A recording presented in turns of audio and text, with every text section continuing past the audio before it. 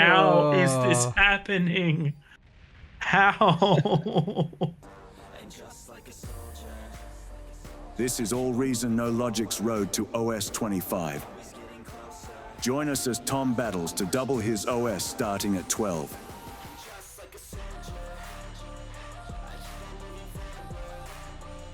Hit subscribe and leave your comments and tips.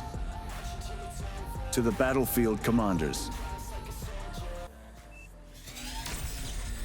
welcome back to the road. We are hot on a win streak of 5 after Tank Tom secured a win on 7 Rivers, but we aren't featuring that one as it was all over in a blink of an eye thanks to his team winning it early with naval domination and backline raids. Now we're diving into cells, and this one's a banger. Strap in, I promise you this match turns into something very special. And by special, it's going to swing back and forth like you wouldn't believe. A game like this is something you can only see on those mid-tier OSs, and I'm quite excited for it. Yeah, I vaguely remember this one.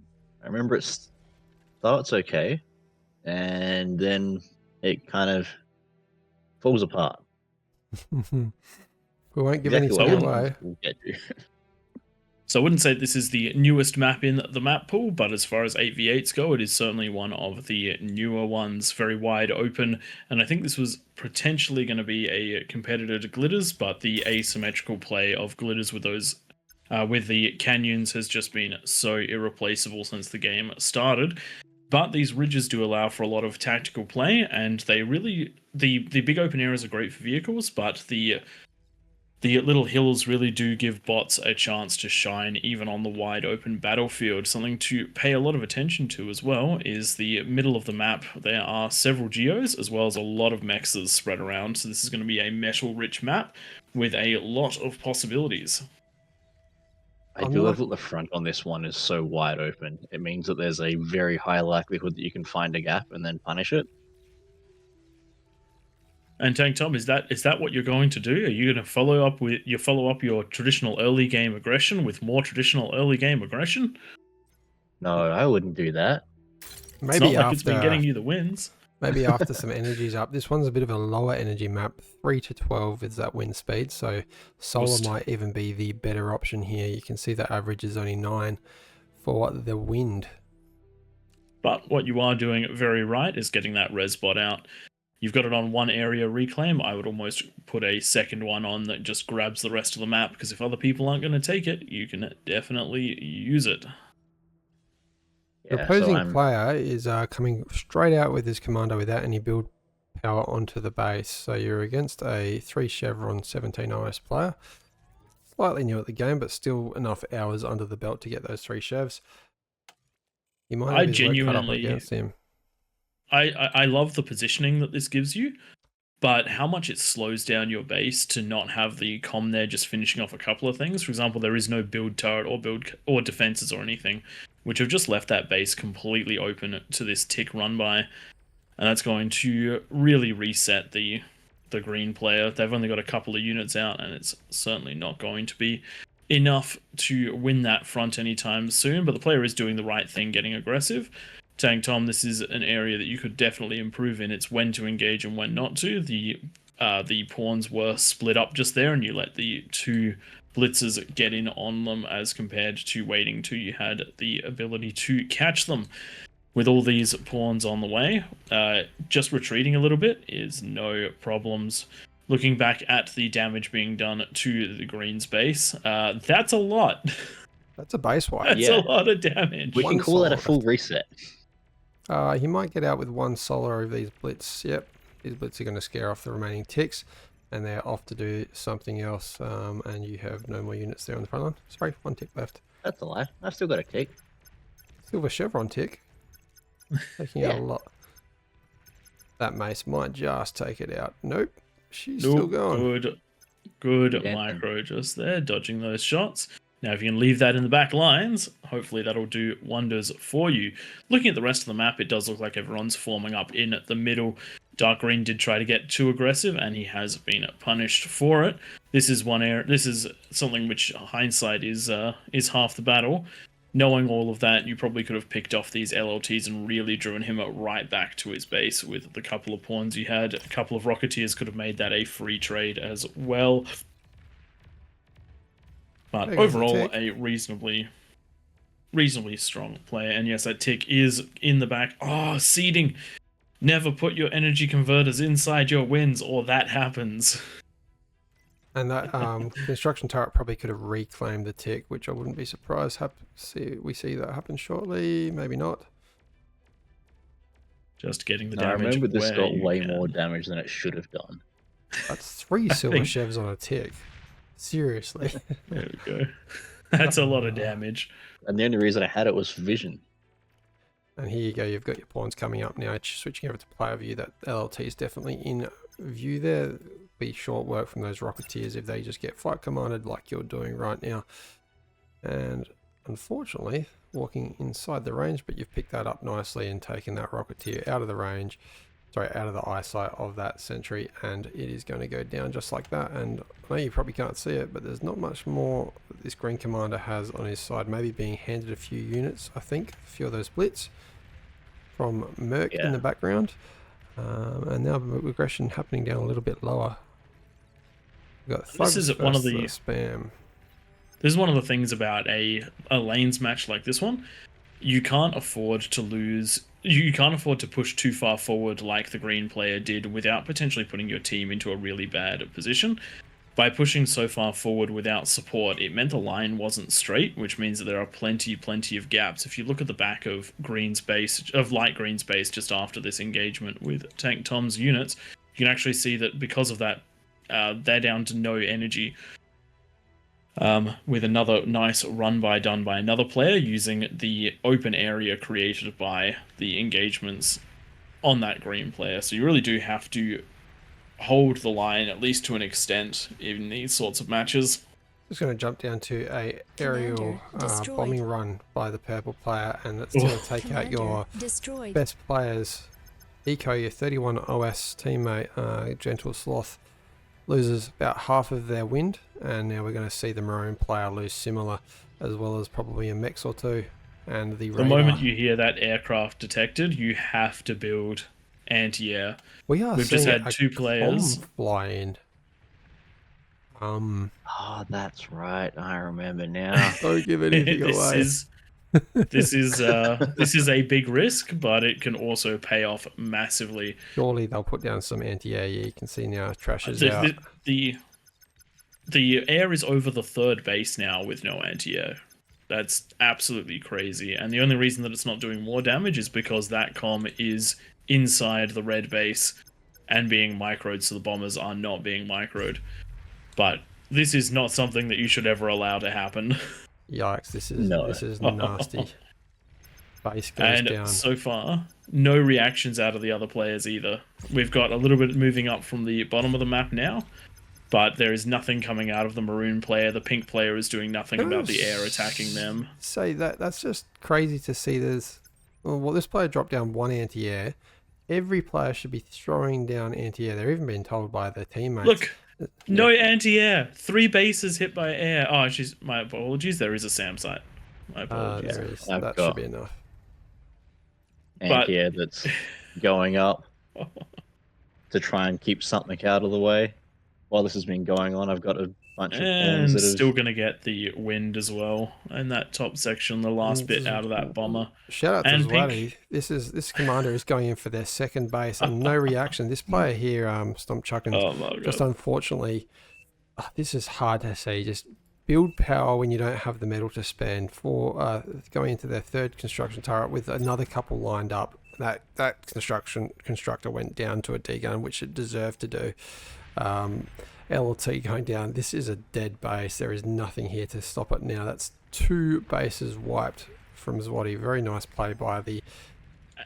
And Pink still isn't mobilizing their forces down towards... At this point, you need to deal with the bigger threat, which is the comm walking into your base. I've seen that we've got purple is in bases. I've had some pawns in the back line.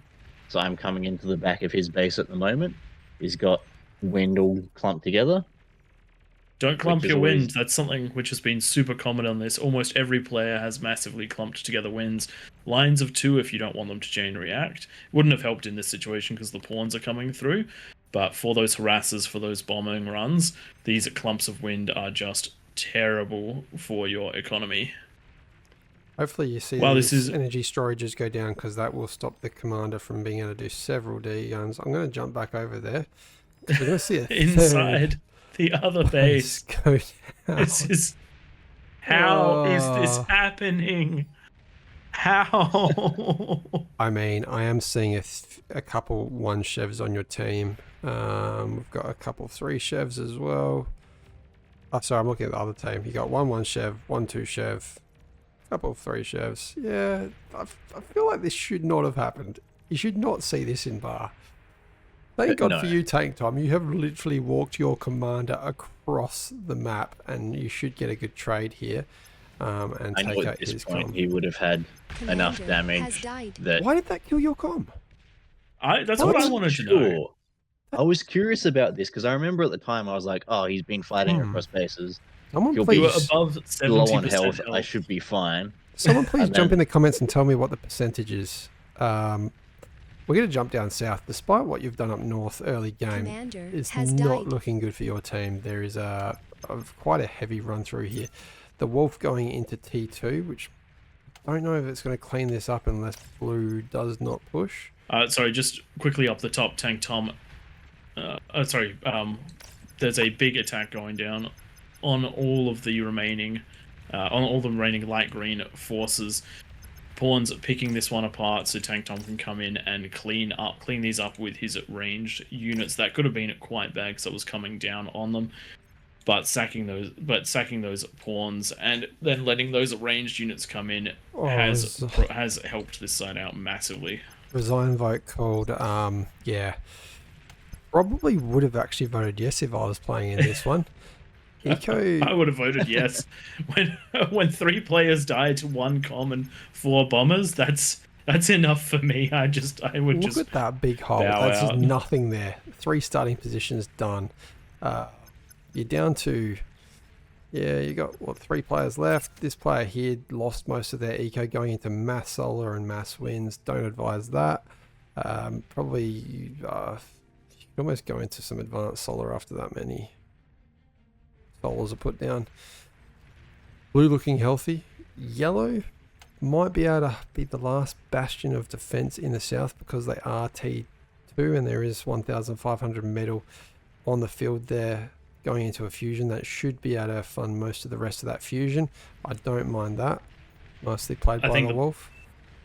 The bottom of the map is going to come down to whether or not the T2 transition happens fast enough. If they can get T2 units out, something like a pack of hounds, a pack of gunslingers, even a fat boy, something along those lines, that will clean up all the stuff that is down here. Thugs are a very strong unit, but they are not fast and they do not have a lot of range. Things So, aren't looking great up provided- north for you, Tom. I mean, you do have a small army. Your adjacent players being destroyed by all these brutes. Yeah, I was basically cleaning up out here, but I don't think I'd realized just how bad the middle was going. I knew that the top should be relatively weak just because we've managed to hit it 2 or 3 times at this point. Yeah. And Well, very wow. While we're in a bit of a slight lull in combat, we just have a couple of T2 units that are trying to skirmish in the middle. But if you are the blue team and you do not have the win secured, which basically means they haven't surrendered yet, how do you ensure your victory from here? The entire middle is destroyed. It's down to 5 players on the other team. You still have everyone essentially. What is it that you need to do? How do you win this one as the blue team? Secure the victory, Take 100% all of the guaranteed. nexus is a good Yeah. start. You've got access to, I'm gonna say 3/4 of a map worth of metal. Yeah, get the res bots in there as well for the reclaim that's possible. Another resign vote called. We do know that doesn't go through based on the length of this replay at the bottom. This video at the bottom of your screens. Blue, if I was them, just to add to your question there, Prey, I would at least have one player distract the wolf, keep them busy for as long as possible, and kind of do what he had done, but he's changed his mind. Go through and try and take out this base at the back here. If the wolf is too powerful, just keep that APM up. Low for the wolf, or focused in one area, I should say. Yeah, I'd say you have to kill one corner, then go back and deal with the other. At the moment, determine the ways that you can. My answer to that is determine the way you can lose this match, and then make sure that that is covered. Right now, the loss conditions are allowing any of the yellow team players to scale harder than you, and allowing any of them to go T2 ahead of you. One of the areas that is happening is down the bottom, but there is enough units to hold this back. And if the blue player here, if the two blue players at the bottom just build defenses and hold up, then that allows the four players in the middle to just eco themselves into infinity. Just lock this game down, and then force the win by never allowing them to get back into it. You're doing the right thing. Blue's doing the right thing back here, except he's on a move command instead of a fight command, so these units haven't all gone where they need to go, and they're very spread out, so the damage is going to be limited, but that's not a problem in of itself. He probably needs to focus on the reclaim and also rezzing. There's 3 world of wreckages that he's actually reclaiming rather than rezzing. I think steal the T2. Yeah. Look the thugs are doing a good job against this T2, because thugs do a half decent job against short range T2. Secure your position. Build artillery up here. Build turrets up here. Just stop them from getting in, and give the rest of your team time to eco. Oh no, Tom. Commander destroyed. Hey, at this point, I was fighting across the blue units that are trickling in one at a time. If he grouped them rather than throwing them in one at a time, then that yellow base would have been completely dead. I have now changed from fighting on the front to fighting south. I'm trying to make sure that this player doesn't look good. Look at the map control. There's that. Oh, this was panic stations at this point. This was and that versus the rest. That is, maybe that can be the thumbnail of this game. Like, that is the map control. But that's what I was talking about. You've got to secure your win conditions. Your win conditions are keeping the pressure on the two sides, then allowing the players that no longer have anyone to fight to eco up, so then they can beat anything that anyone is able to put out. And the thing is, it doesn't have to be excessive amounts of eco. A stable T2 economy will be more than enough to get enough units and pressure out that you can. Because what's that? You've got there are 3 free players. One go a single fusion, one go double fusion, and one go Aphis. Wow, what a strategy right there. Balance it out. Get those T units to the front. 3 players will be able to swing either corner. Oh wow, that's a big army. I don't see you coming back from this. You've got an air player on the front line here that's building eco at the same time as T2 units with only 14 metal per second coming in. Your orange player is distracted trying to keep 2 or 3 players busy on the right hand side. You're doing the right thing. I knew You've got metal. You're not wasting too much resources on expanding your eco, just enough that you can keep producing those units, but there is just too much here. I knew I had to keep enough units coming out to stem the tide. I knew I probably wasn't going to be able to hold it off completely. Orange next to me had T2, and I was kind of banking on them being able to provide some support. You are doing the right thing here, though. Both sides of this line, getting that surround. With all of those being ranged units, you're pushing your brawler units inside the pack, which is exactly what you have to try and do here. But even making the right move, you just didn't have enough units, and the production of the cream player has been taken out. This requires a big swing, but there is a small amount of green units that are up inside Orange's base, and so they're just not in a position to help you out. This is just not going go super This is well a for loss, you right? guys. This is a loss. This is going to be the first loss that we're seeing in this series, this season of Road to 25. Yeah, this was basically when you're backed into a corner, you don't really have any options other than hold and hope for the best. And this was basically just, I have a couple of things. We're gonna work with what we've got, and we'll either make it through or we won't. I was expecting that this was not gonna play ball at all, but we're not Commander dead yet. Destroyed. Yeah. I mean, The economy's yellow just is doing so all low, right though. down here. Unfortunately, no D gun out of the light blue commander, but blue now on Hearing that T2. com die to yellow, You're on two was- comms. Where are they? The Wolf's got one on the front line, and Brown's got one somewhat on the front line. Yikes. Yeah, Another. it's a tight position to be in. But if you look at it from yellow, if you look at what yellow's doing at the moment, as long as you hold out, yeah, and that Um, was basically what I knew, because yellow was winning. We were basically base racing, and if I could last long enough that yellow can swing through, we might win. But I was basically prepped to ask for a constructor and see what I could do down there. However, there is a lot of reclaim sitting up here in front of us from those armies that have died. Over 9,000, One of- that's a lot. One of And the you've things gotta I take want to advantage of note, that. looking at the stats, there are still 8 players on the blue team, and yet the metal produced is in favor of your team. Nom nom nom. That's insane. At 20 minutes, when the core of your team was cleaned out before 10 minutes, that's absolutely insane. That should be impossible. Yeah, you If can you look see at a lot what of that is the Wolf are- on the reclaim. Even so, it should be absolutely impossible for a team that has lost a third of the map and was pushed back everywhere else for a chunk of it to be on the back foot in eco. And it does show the power of the reclaim, but also if you look at the purple player who did that absolutely amazing push into the bases and took out 3, almost 4 players, their income is 21 metal. And this is about 15 minutes after their base was destroyed.